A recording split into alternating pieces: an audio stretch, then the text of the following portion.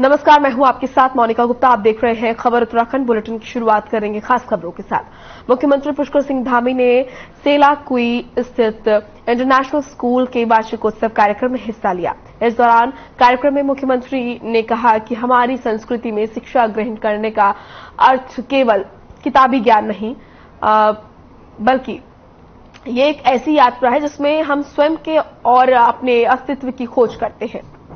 साथ ही उन्होंने कहा कि एक व्यक्ति के रूप में हमारे सर्वांगीण विकास और हमारे समाज के निर्माण में शिक्षा सबसे महत्वपूर्ण है। वहीं मुख्यमंत्री ने छात्रों का आह्वान किया कि जीवन का लक्ष्य तय करें। युवा छात्र जीवन में जिस भी क्षेत्र में जाएं, उसमें अपनी नेतृत्व क्षमता का बेहतर प्रदर्शन करने का प्रयास करें। सरकार इस दिशा में अपने स्तर पर कई कार्यक्रम चला रही है। स्कूल के चेयरमैन ओम पाठक ने आभार व्यक्त किया और प्रिंसिपल राशिद शरफुद्दीन ने स्कूल के क्रियाकलापों की जानकारी दी।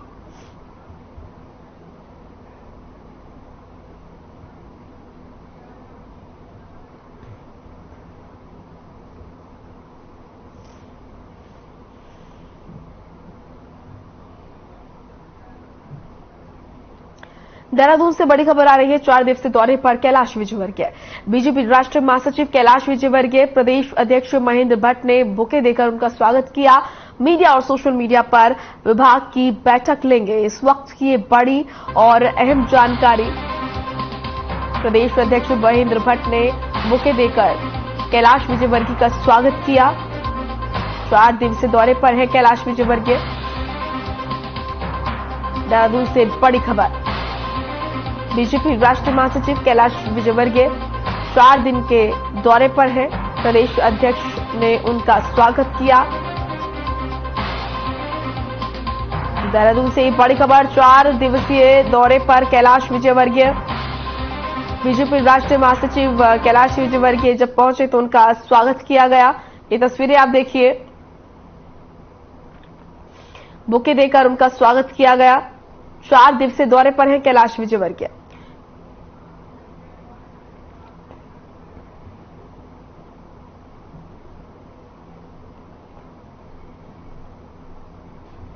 उत्तराखंड के पहाड़ी क्षेत्रों में फसल कटने के बाद रामलीलाओं का मंचन शुरू हो जाता है, जिसका बड़े उत्साह के साथ इसका मंचन किया जाता है।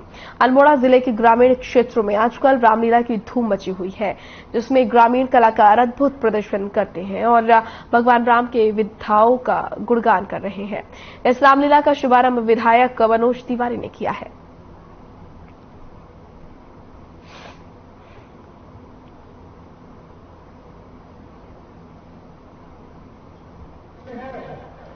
हमारे वहाँ जब नवरात्रियां संपन्न हो जाती हैं तो उसके बाद असौच का महीना संपन्न होने के बाद फसल काटने के बाद तो एक ग्रामीण क्षेत्रों में अपनी संस्कृति बचाने व मनोरंजन का साधन का एकमात्र साधन यहाँ पर रामलीला होती है। तो उस रामलीला और अपनी संस्कृति को आगे बढ़ाने के लिए हम नन्हे मुन्ने कलाकारों और बालिकाओं को इस बार आगे बढ़ाने का हमने एक मंच के माध्यम से, इस रामलीला के माध्यम से अपनी संस्कृति को आगे लाने का एक बेड़ा उठाया है और कई वर्षों से हम इस रामलीला को करते आ रहे हैं। ग्रामीण क्षेत्रों में जब असौच का काम खत्म हो जाता है तो ग्रामीण क्षेत्र में रामलीलाओं का मंचन होता है और आज हम इस धौलछीना की रामलीला को देखने के लिए यहाँ पर आए हैं और आप स्वयं देख रहे होंगे कि हमारे बाल कलाकारों द्वारा हमारी संस्कृति को बचाने के लिए और अपने अभिनय को दिखाने के लिए, उस प्रसंग को दिखाने के लिए जो राम का है या अन्य हमारे पात्रों का है, सुंदर अभिनय उन्होंने किया है।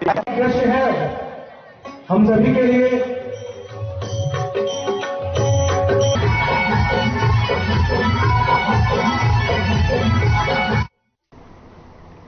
प्रदेश में राजस्व पुलिस, रेगुलर पुलिस के बाद अब टूरिज्म पुलिस के गठन को लेकर चर्चा तेज हो गई है। हालांकि राज्य सरकार राजस्व पुलिस व्यवस्था को समाप्त करने की तैयारी कर रही है। वहीं पर्यटन विभाग की समीक्षा बैठक में मंत्री सतपाल महाराज ने टूरिज्म पुलिस के गठन को लेकर प्रस्ताव बनाने का निर्देश विभागीय अधिकारियों को जारी कर दिया है। सतपाल महाराज का कहना है कि प्रदेश में पर्यटक खासी संख्या में आते हैं। साथ ही चारधाम यात्रा में भी तीर्थयात्रियों का आंकड़ा 40 लाख को पार कर गया है, जिसको देखते हुए टूरिज्म पुलिस की यहां जरूरत है।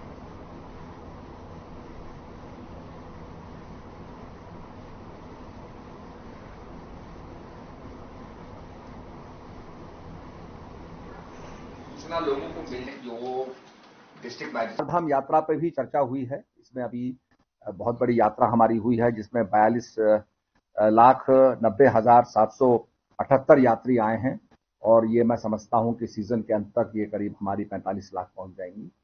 इस यात्रा को और भी अच्छी तरीके से चलाने के लिए हम लोग काम कर रहे हैं और ये आवश्यकता महसूस हुई है कि इसमें हम पर्यटन पुलिस को लाएं, जिससे कि जो हमारे बहुत से जो हमारे होम स्टे चल रहे हैं, टूरिस्ट सेंटर चल रहे हैं, हम लोग सिनेमाइज देख ले तो और भी अच्छा है, नोट कर देते हुए और सारे यूनियन डिपार्टमेंट से वो सारा सामान।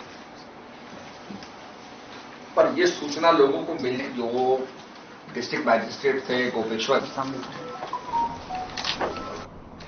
हल्द्वानी पहुंचे बीजेपी के राष्ट्रीय महासचिव कैलाश विजयवर्गीय ने पिछले दिनों राज्य में हुए घटनाक्रम के बाद मंत्रियों के फेरबदल और परिवर्तन के उठ रहे सवालों पर विराम लगा दिया है। बीजेपी के राष्ट्रीय महामंत्री कैलाश विजयवर्गीय ने कहा कि राज्य में सरकार और संगठन बेहतर काम कर रहे हैं, लिहाजा कहीं कोई परिवर्तन नहीं हो रहा है। सरकार और संगठन में भी बेहतर तालमेल है। कैलाश विजयवर्गीय अपने 3 दिवसीय दौरे पर उत्तराखंड पहुंचे, जहां उन्होंने MBPG कॉलेज सभागार में प्रबुद्ध जन सम्मेलन को संबोधित किया।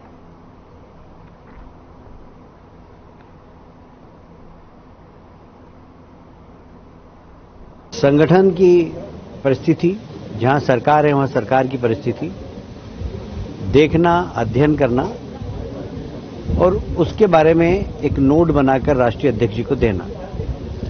ये हम सब जनरल सेक्रेटरी का एक रूटीन वर्क है कि हम 3 राज्यों के 3 प्रदेशों में जाएं और रिपोर्ट अपनी बनाएं। इसी तारतम्य में मेरा आज उत्तराखंड आना हुआ था। आज यहाँ पहला दिन था मेरा। यहाँ की जो बैठकें हुई है, पहले पोलिंग बूथ की बैठक हुई, फिर मंडल की बैठक हुई, अभी बुद्धिजीवी सम्मेलन। महामंत्री जी के साथ भारतीय जनता पार्टी के पदाधिकारी।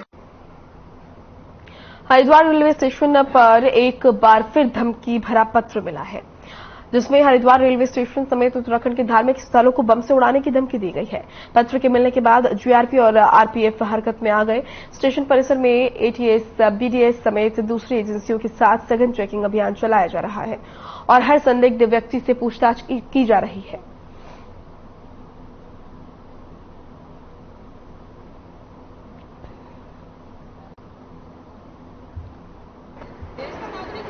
देखिए 10 अक्टूबर को अभी एक साधारण डाक से यहाँ स्टेशन अधीक्षक को लगभग 3:45 बजे पत्र प्राप्त होता है, जिसमें कि हरिद्वार रेलवे स्टेशन और अन्य कई रेलवे स्टेशन का उत्तराखंड में जिक्र किया गया है। हमारे धाम का भी इसमें जिक्र किया गया है और ऐसा जिक्र है कि उनको बम से उड़ाने की धमकी है। इस प्रकार के पत्र पूर्व में भी प्राप्त हुए हैं। हम लोग मिल करके कोशिश कर रहे हैं कि इस बार कोई ना कोई इसमें कार्रवाई हम लोग तह तक पहुंचने की करवाएं।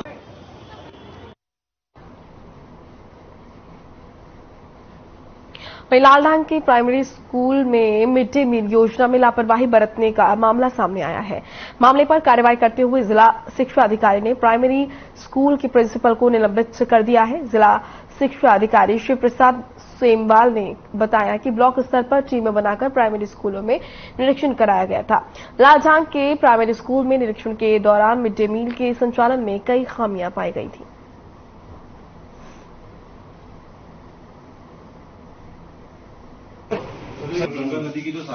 तो सरकार की जो सोच है, सरकार जो करना चाहती है, ये गंभीर विषय है। तो इसलिए मुख्यमंत्री जी ने सब विधायकों से 10-10 चीजें मांगी हैं जो उनकी विधानसभा में होनी है। उसी कड़ी में आज इस बैठक यहाँ मैंने बुलाई है, एक समझ के लिए कि क्या क्या प्रस्ताव शासन में लंबित हैं, क्या क्या योजनाएं ऐसी हैं जिनको तुरंत जमीन पर उतारने की आवश्यकता है, क्या क्या परेशानी हुई। देखिए, हल्द्वानी की सड़कों का बुरा हाल है। हल्द्वानी में शुरुआती दौर में इस साल के बिजली का भारी गंभीर संकट। उधम सिंह नगर में महुआ डाबरा नगर पंचायत के ग्रामीणों ने एसडीएम को ज्ञापन सौंपा। ग्रामीणों ने ज्ञापन सौंपते हुए शराब माफियाओं पर कार्रवाई की मांग की है।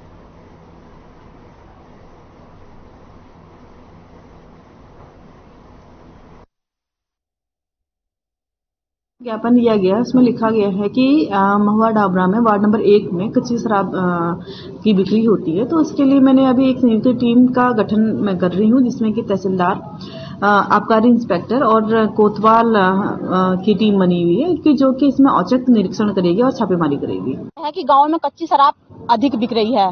रहने की दिक्कत है, खाने पीने की दिक्कत है, घर में मार पिटाई करते हैं, दारू पी पी के गाली गलौज करते हैं, रास्तों में खड़े होते हैं, बहुत दिक्कत है। बहु बेटियों के लिए सारी समस्याएं उत्पन्न हो रही है गाँव में।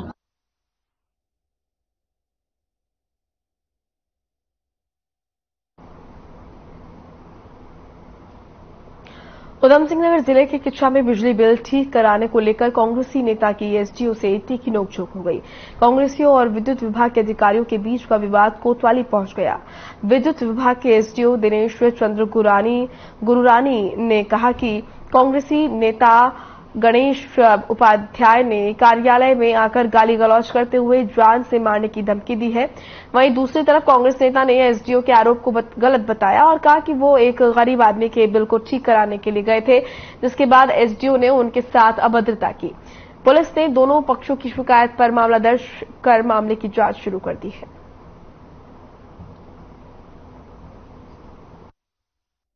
ये हमारे यहाँ दिनेश गुरानी जी जो हैं, उन्होंने कल एक थाने पर तहरीर दी थी कि उनके साथ जो है कि कुछ लोगों द्वारा वहीं उनके ऑफिस में आकर बदतमीजी की गई, उनके साथ अभद्र किया गया, गाली गलौज की गई और उनके कार्य में बाधा पहुंचाई गई। तो उस संबंध में हमने उनकी तहरीर ले ली है और उस पर जाँच की जा रही है। इसी संबंध में एक गणेश उपाध्याय हैं, उनकी तरफ से तहरीर आई है और दोनों तहरीरों की जाँच की जा रही है। जैसे भी जाँच के बाद तथ्य पाए जाएंगे कार्रवाई की जाएगी। मामला यह था, हमारे ये वहाँ के हैं कनकपुर बंगाली कॉलोनी की, इनके बीपीएल कैटेगरी का एक महीने का 10-20 हजार का बिल आ रहा था। मैंने शिकायत की, मैंने कहा इनसे एक जो साहब जाके देखो गरीब आदमी का मामला है, ये ऐसा क्यों आ रहा है? कहना यार हम देख रहे हैं 2 महीने तक लटकाया और लीकेज 8 महीने से। तो फिर एग्जीक्यूटिव से हमने जा पाके ये बौखला के मेरे बदतमीजी करने लगा। मैंने कहा भाई शांत देखो, तुम्हारा बॉस बैठ, तुम बॉस के सामने बदतमीजी मत किया और बॉस से भी डांटा अगले भाई को। तो मैं बस मैंने उसको एग्जीक्यूटिव ने उन्होंने सम्मान किया, उन्होंने भेजा आदमी की कार्रवाई की।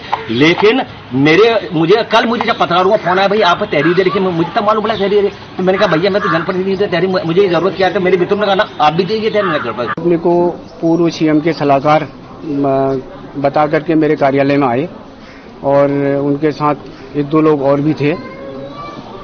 वो ये कहने लगे कि एक बिल के इशू में दिखाने लगे कि ये बिल आपने अभी तक ठीक नहीं करा। मैंने उनको बहुत चिल्ला करके बोल रहे थे। मैंने कहा माननीय थोड़ा सा सरकारी दफ्तर है, आराम से बात करिए, और भी लोग यहाँ पर बैठे हैं, पब्लिक भी है। तो उनका नहीं, मैं ये सब कुछ नहीं जानता हूँ, बिल ठीक करके दीजिए। मैंने कहा बिल ठीक करने का विषय, बिल ठीक होना है, जो ठीक होगा उसको हम ठीक करते हैं, आपके कहने की जरूरत ही नहीं है।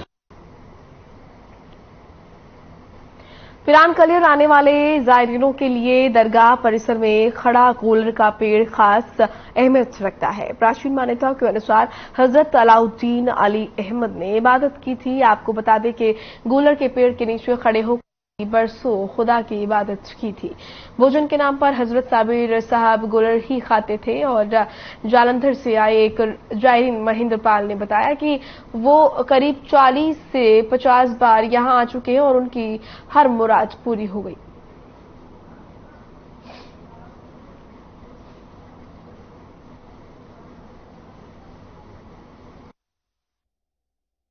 जी, मैं पिछले लगभग 10 सालों से जो है वो सरकार से जुड़ा हूं और अपने देश के अंदर अमन, चैन, भाईचारा जो है वो सलामत रहे। मैं एक हिंदू परिवार से जो है वो संबंध रखता हूं, लेकिन इस आस्थाने के साथ जो है मेरी मोहब्बत जुड़ी हुई है और यहाँ पर आके मैंने पाया है कि यहाँ पर सब लोग हिंदू, मुस्लिम, सिख, ईसाई सब भाईचारे के साथ रहते हैं। तो मैं आपको बताना चाहूँगा, ये जो गुलर है ये आप देख रहे होंगे, ये वो ऐसा तबरुक, ऐसा प्रसाद है जिसको लेने के लिए लोग यहाँ पर काफी दूर से आते हैं। ये गुलर का प्रसाद इसलिए कीमती माना जाता है, जैसे हुजूर सरकार साबिर पाक जब आप कलेशी में सरजमीन पर आए और आपने इबादत की, यहाँ पर आपका चिल्ला मुबारक बना हुआ है, उसी की पेड़ का ये गुलर है।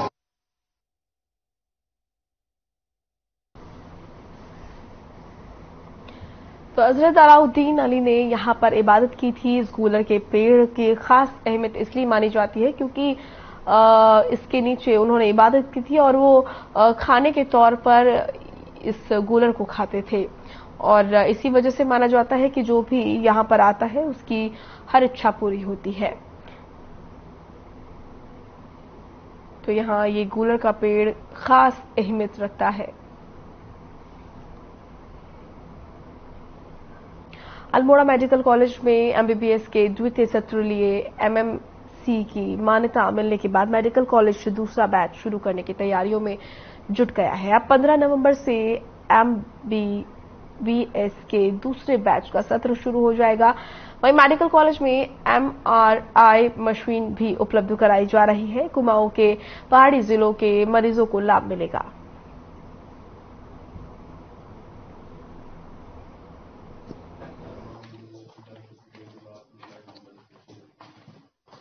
एडमिशन के लिए हमें जो है एनएमसी से मान्यता परमिशन मिल चुकी है और इसकी पूरी तैयारियां हम लोग कर चुके हैं और एनएमसी की गाइडलाइन है कि 15 नवंबर तक जो है एडमिशन 15 नवंबर से जो है बैच ये नया एकेडमिक ईयर जो है स्टार्ट हो जाएगा। तो एडमिशन की प्रोसेस जैसे जैसे स्टूडेंट आएंगे, अभी ऑल इंडिया के बच्चे आएंगे यहाँ पे पहले, तो इसमें 85 बच्चे स्टूडेंट जो है स्टेट कोटा के होते हैं और 15 ऑल इंडिया कोटे से आते हैं।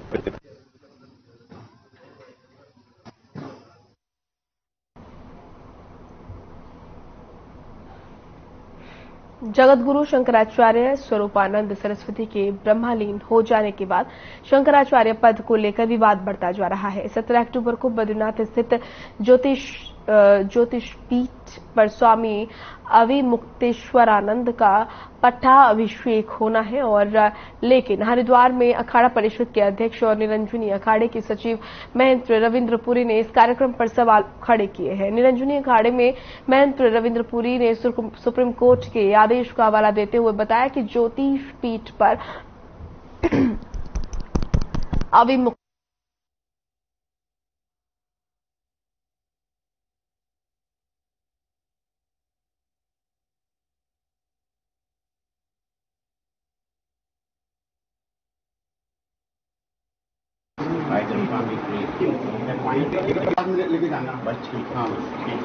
शंकराचार्य का पद है, भगवान शंकर का पद है। भगवान शंकर का एक आप मान के चलिए इनकारनेशन ऑफ गॉड, उनका एक अवतार होता है। और इन्होंने जो सन्यासी अखाड़े हैं, जितने सन्यासी है, उन्होंने उनको अपने उसमें नहीं लिया कि महाराज हम शंकराचार्य बनने जा रहे हैं। इसके बाद एक और उसमें दिक्कत आ रही है कि जो शंकराचार्य यहाँ होना चाहिए वो गिरिनामा होना चाहिए, क्योंकि ये जो मठ है ये गिरियों का मठ, इसलिए यहाँ पे शंकराचार्य जो भी बनेगा वो गिरिनामा होना चाहिए, हमारा ये कहना है। लेके जाना बस ठीक है, ठीक है। फिर वो मैं गाड़ी तो वो ठीक नहीं है, जिसको तो वही न जाए ताकि ये जो कार को जब दिया है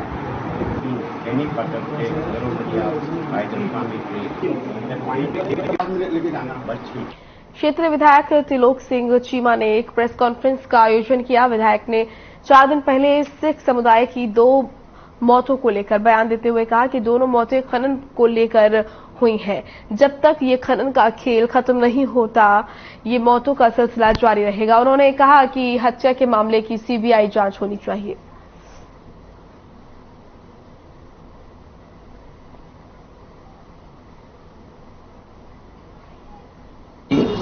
अप्रिय घटना हुई है जिसने हर एक आदमी के दिल को झंझोर दिया है और एक ही दिन के अंतराल में इस किस्म की 2 हत्याएं हो जाना ये तो कभी सोचा भी नहीं जा सकता था। ये जो केस हुआ है ये बड़ा ही दुखदाई है। हर घर जिससे भी बात करो उस गुरप्रीत की और उसके हस्बैंड की जब फोटो हर आदमी देखता है तो एक बार दिल जो है एक बार कनपना जाता है। इतना खूबसूरत कपल और किस तरह से कितना नुकसान हो गया। वहीं उत्तराखंड कांग्रेस कमेटी के पूर्व अध्यक्ष और चक्राता विधायक प्रीतम सिंह ने सरकार पर जमकर निशाना साधा है। आपको बता दें कि विधायक ने कहा कि प्रदेश में कानून व्यवस्था पूरी तरह से ध्वस्त हो चुकी है। अंकिता हत्याकांड में प्रशासन के पास मात्र शक्ति को देने के लिए कोई सही जवाब नहीं है। इस मामले में परिजन सीबीआई जांच की मांग कर रहे हैं, लेकिन सरकार के कानों पर जूं तक नहीं रेंग रही।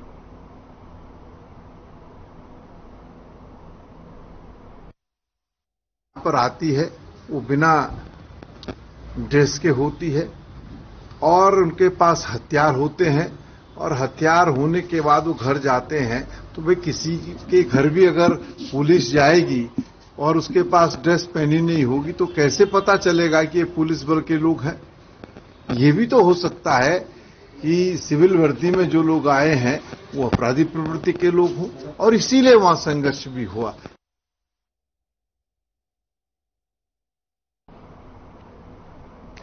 रामनगर के राजकीय संयुक्त चिकित्सालय में ग्रामीणों ने जमकर हंगामा किया। ग्रामीणों ने अस्पताल कर्मचारियों पर पोस्टमार्टम न करने का आरोप लगाया। वहीं पोस्टमार्टम ड्यूटी में तैनात सफाई कर्मियों का कहना था कि उन्हें पिछले 5 माह से वेतन नहीं दिया गया, जिसकी वजह से उन्होंने पोस्टमार्टम करने से मना कर दिया। इस मामले में बीजेपी के पूर्व दर्जा राज्य मंत्री हरीश दफोटो ने चिकित्सालय की व्यवस्था पर कड़ा रोष जताते हुए कहा कि इस मामले में जल्द ही प्रदेश के सीएम से बात कर शिकायत दर्ज की जाएगी।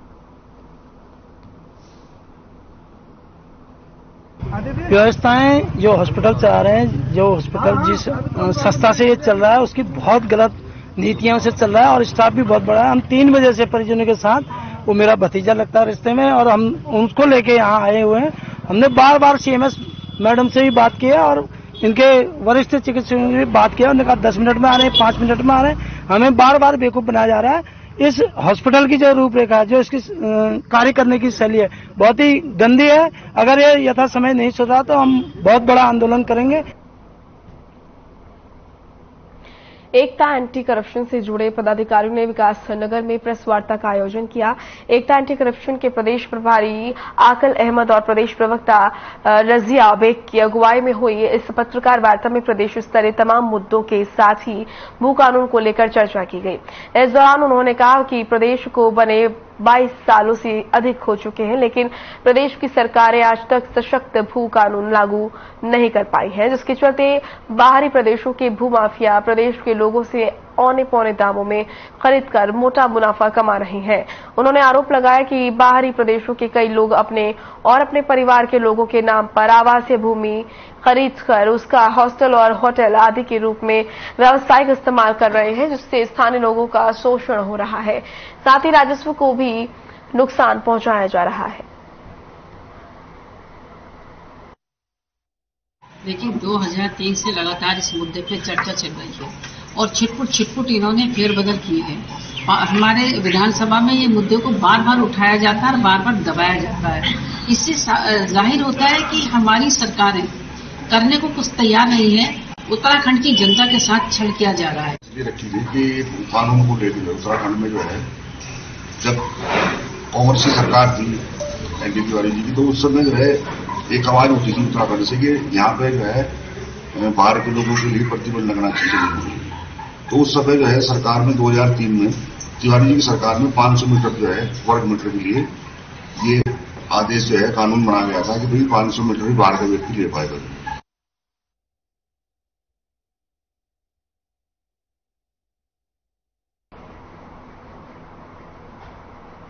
चलिए फिलहाल इस बुलेटिन में इतना ही। आप देखते रहिए तमाम खबरें। नमस्कार।